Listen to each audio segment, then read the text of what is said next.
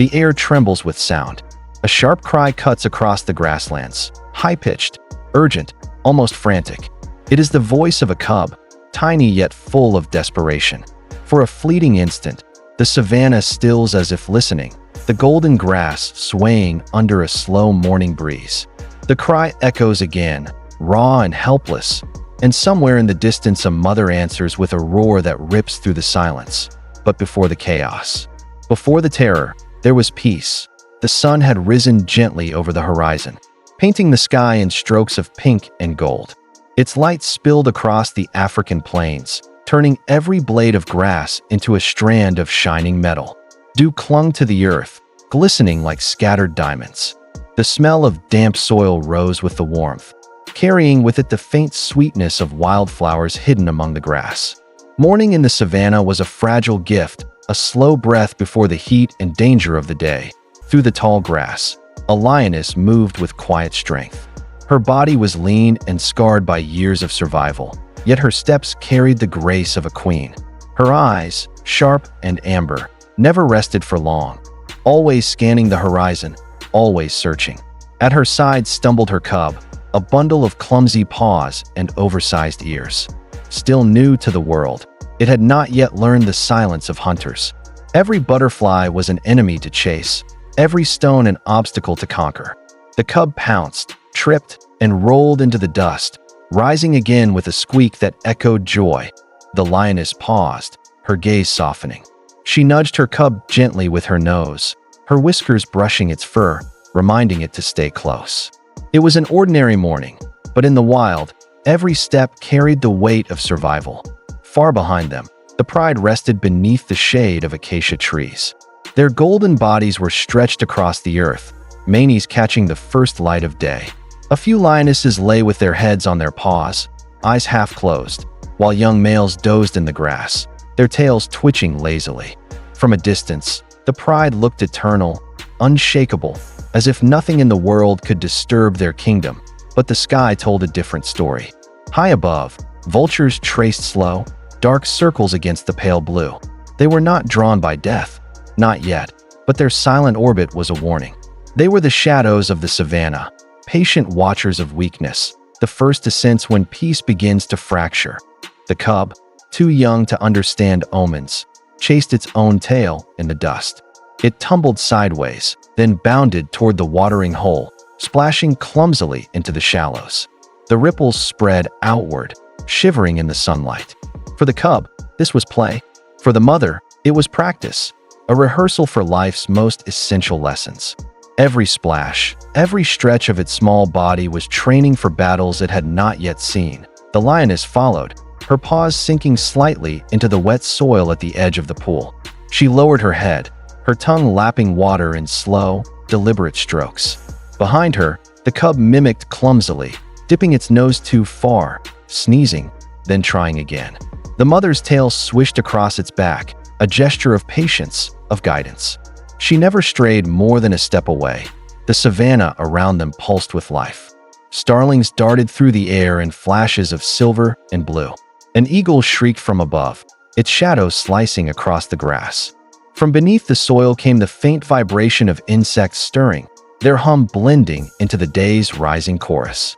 And yet, beneath the noise, there was also stillness. The grass closest to the water seemed to hold its breath, motionless in the breeze. It was the kind of silence only the most experienced eyes could recognize, the silence of something hidden, waiting. The cub paid no notice. It splashed, lifted its tiny head high, and blew bubbles into the water. The sound was playful, almost like laughter. The lioness responded with a low rumble, a vibration that traveled through the earth more than the air. It was a warning laced with love. Do not wander too far. The cub squeaked in reply, a sound as small as it was fearless. Then it bounded back toward the reeds, ears flapping, paws scattering droplets of water like sparks in the sunlight. Its innocence was a fragile fire, burning bright against a world that held shadows too deep for it to see. From the edge of the plain, hidden beneath grass and shadow, the danger was already awake. A python, thick as a fallen tree trunk, lay coiled in perfect silence. Its scales shimmered in patterns of green and brown, camouflaged against earth and reed. Only the faint flick of its tongue betrayed it, tasting the air, measuring every vibration carried through the soil. It had no interest in the lioness or the pride. They were too large, too dangerous. But the cub, so close, so unaware, was the perfect prey. The snake did not strike. Not yet. It waited, every muscle coiled, every breath steady. In the wild, patience was as deadly as strength. Back at the watering hole, the herd of impala had begun to graze, their movements graceful, their ears flicking at every sound. The lioness raised her head, her gaze sweeping across the plain. She caught their scent, their nervous shifting, and understood. Something was wrong. Her ears tilted back, her eyes narrowed.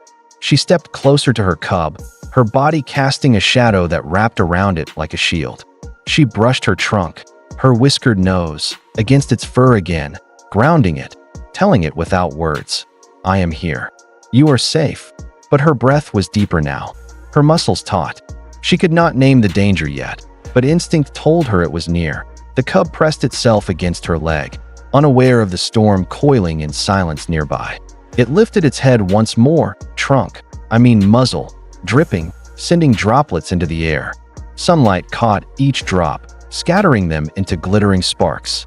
It was a moment of pure beauty, suspended between peace and peril. The grass rippled. Just once, just enough, and the savanna held its breath. For now, mother and cub stood whole. The pride rested. The vultures circled. And somewhere, hidden in shadow, nature whispered its oldest truth. In a world where innocence and danger live side by side, peace is only ever borrowed. The cub's scream splits the morning air, a sound so sharp, so raw, it freezes the savanna. From the tall grass, a blur of scales erupts like a whip cracking against the earth. The python is massive, its body thicker than a man's arm, its coils flashing in the dust as it strikes. In an instant, the baby lion is snatched, its tiny legs thrashing as the serpent folds around it, layer by layer, muscle upon muscle, until only a faint golden head pokes through the crushing prison. The cub cries again, weaker this time, as if the air is being stolen from its chest. The peace of dawn vanishes. Birds shriek and scatter from the acacia branches. Antelope, grazing nearby, bound away in a spray of hooves and dust. The rest of the lion pride jolts upright, their golden bodies startled and uncertain, their instincts telling them to move yet unsure where to run. But one figure does not hesitate. The cub's mother, her eyes burning like coals, explodes forward. Each stride is a storm, muscles rippling beneath her fur, her paws pounding the earth with desperate force. The python tightens. The cub gives a small gasp, its cries nearly crushed into silence. The serpent's body flexes like living steel, every coil a vice of death. Its head lifts, jaws yawning wide, teeth curved backward like hooks ready to drag the cub inside. Dust rises, swirling around the struggle, turning the savanna into a haze of terror. For a heartbeat, the scene holds in terrible stillness. Predator against protector, life balanced on the edge of despair. Then the lioness crashes into the fight. With a roar that shakes the grassland, she throws herself onto the coils. Her teeth find scales, her claws rip through dust and flesh. The python thrashes, striking back with its blunt head, wrapping tighter, dragging the cub closer to its gaping mouth. The lioness doesn't stop. Her body is fury, her heart pure fire. Each snap of her jaws is a mother's oath carved into flesh. Not my child, not today. The cub's tiny chest struggles, ribs pressed flat by crushing muscle. Its eyes, wide and wet, meet the lioness's for an instant. That single look, pleading, fragile, fading, drives the mother to madness. She roars again, louder than before, a sound so deep it seems to shake the ground. Her teeth pierce the python's body at last, blood and scales bursting in the dust. The serpent coils whip violently, slamming against her ribs, wrapping even around her own legs. For a moment, lioness and cub are both bound together, prisoners of the snake's wrath. The rest of the pride scatters at the chaos. Young males pace in the distance, torn between fear and duty, their roars echoing but their paws frozen. Vultures, circling earlier, now dive lower, their black shadows cutting across the battlefield as if waiting for the outcome. The Savannah holds its breath. The python, though bleeding, does not let go. Its strength is monstrous, built from centuries of perfect killing. Slowly, unbearably, the coils squeeze again, the cub's body nearly vanishing into the folds. The lioness howls, biting harder, clawing deeper, ripping at scales until her own mouth fills with blood and grit. She risks everything. Her throat inches from the serpent's jaws, her body slashed by whipping coils. Every second feels like the end. Then comes the breaking point. With one final surge of fury, the lioness digs her claws deep into the python's spine and wrenches with all the power of her body. The serpent jerks violently, a rippling crack rolling through its coils. For the first time, its grip falters. The cub tumbles free, gasping, its body limp but alive, dust sticking to its fur. Then comes the breaking point. With one final surge of fury, the lioness digs her claws deep into the python's spine and wrenches with all the power of her body. The serpent jerks violently, a rippling crack rolling through its coils. For the first time, its grip falters. The cub tumbles free, gasping, its body limp but alive, dust sticking to its fur. The lioness throws herself over her child, shielding it with her chest. The python recoils, blood running down its side, its coils twitching in fury. For a moment, it hovers, head swaying, jaws still wide as if deciding whether to strike again. The lioness lifts her head, her muzzle stained red, her roar splitting the air one final time. This is not just a warning. It is the voice of a mother prepared to die for her young. The serpent hesitates. Then, beaten and bleeding, it slithers backward, dragging its vast body into the reeds, each movement heavy with defeat. Dust settles slowly, like smoke after fire. The Savannah exhales. The cub lies beneath its mother's chest, shivering, its breath shallow but real. The lioness bends her head and nudges it, her tongue sweeping across its fur, cleaning away dust and fear. The cub whimpers, then presses its tiny body closer into her warmth. Around them, silence spreads, broken only by the distant cries of vultures rising back into the sky. The battle is over. But the ground itself seems scarred, claw marks gouged deep into the soil, scales scattered like broken armor, patches of grass crushed flat by the weight of life and death. The pride gathers slowly, cautiously, their eyes wide with the memory of what they witnessed. They do not approach too close, for this moment belongs to the mother and her child alone. As the sun climbs higher, its light pours across the Savannah, turning the dust to gold. The lioness sits with her cub tucked beneath her, her chest still heaving, her body torn but unbroken. Around her, the wild stretches endless and cruel, yet in her shadow there is a quiet peace. The cub breathes, faint and steady. The mother watches the horizon, ears twitching, eyes sharp, knowing danger will always return. But for now, in this fragile pause, she has won. The Savannah has seen fury, horror, and blood. Yet it also holds this truth. In the wild, nothing is stronger than a mother's will to protect her child. And as the wind whispers through the grass, carrying away the scent of battle, the world seems to fall silent, honoring the fight just witnessed. The cub lay still. The Savannah held its breath. A mother's shadow covered her child. Chapter 3. The lioness stood over her cub, her body trembling with exhaustion, her breath ragged and hot. The python's shadow had only just vanished into the reeds, its body wounded and heavy, dragging itself back to the hidden darkness from where it had come. The ground was torn and scarred from the battle, claw marks ripped into the soil, scales scattered like broken armor, tufts of fur drifting in the air like pale smoke. Silence pressed down over the Savannah, thick and heavy, broken only by the shallow rasp of the cub's breathing. For a long heartbeat, the mother did not move. Her eyes, wide and burning, stayed locked on the grass where the serpent had disappeared. Every muscle in her frame was pulled tight, ready for one last strike, one last desperate defense if the enemy dared return. Only when the grass stilled, only when the sound of the snake's dragging coils faded into nothing, did she let her head fall toward her child. The cub lay motionless, its golden coat streaked with dust, its body fragile and small beneath the weight of what had nearly been its end. At first, The lioness feared the silence meant too much damage had been done, that the serpent had crushed the air from her child's lungs forever. Her chest ached with the terror of it. But then, soft and faint as the breeze, she felt it, a stir of breath, a tiny quiver in the cub's flank. Life was still there, flickering like a candle in the wind. Her tongue swept over the cub's fur. Again and again, each stroke urgent, almost frantic, as though she could clean away the fear, the pain, the memory of the coils that had nearly ended everything. The cub whimpered, a sound broken but alive, and shifted its head weakly toward the warmth of its mother's chest. That small movement broke something open inside the lioness. She pressed her muzzle against her child, eyes closing, her body folding around it like a shield. Around them, the pride began to gather. Slowly, cautiously, the golden shapes moved in, their paws soundless in the grass, their heads lowered in quiet reverence. They had scattered in panic when the serpent struck, but now they returned, drawn back by the force of what they had witnessed.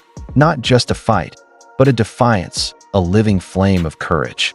The younger lions watched in awe, their ears pressed flat, their tails low, as if some unspoken truth had been revealed. The wind shifted, carrying with it the bitter scent of blood and dust.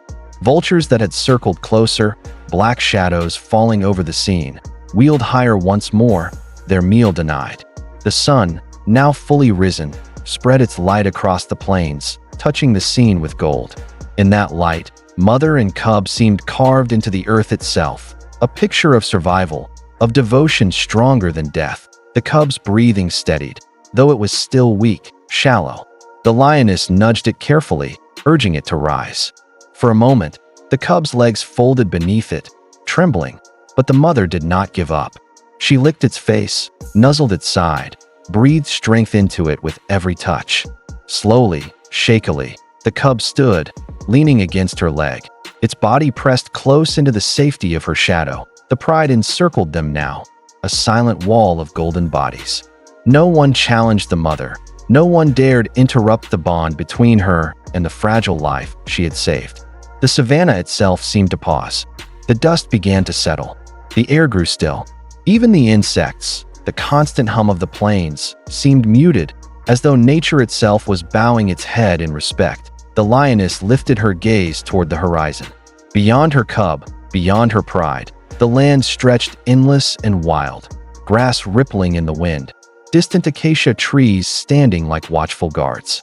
This land would never stop testing her. It would offer beauty and peace, but it would also send serpents from the grass, drought from the skies, predators in the dark. Survival here was never promised, never simple. But for this moment, she had tilted the balance. She looked down at her cub again. Its eyes, wide and blinking, stared back at her, full of trust and a fragile kind of wonder. That look, unspoken, innocent, was everything. She leaned down, brushed her nose against the cub's head, and held it there, as though her breath itself could keep the child tethered to life. One final roar rolled from her chest then. Not of rage, but of declaration, a sound that carried across the savannah, strong and proud. It was not for the python, not for the vultures, not even for the pride. It was for her cub, a promise etched into the wind. I am here. I will fight.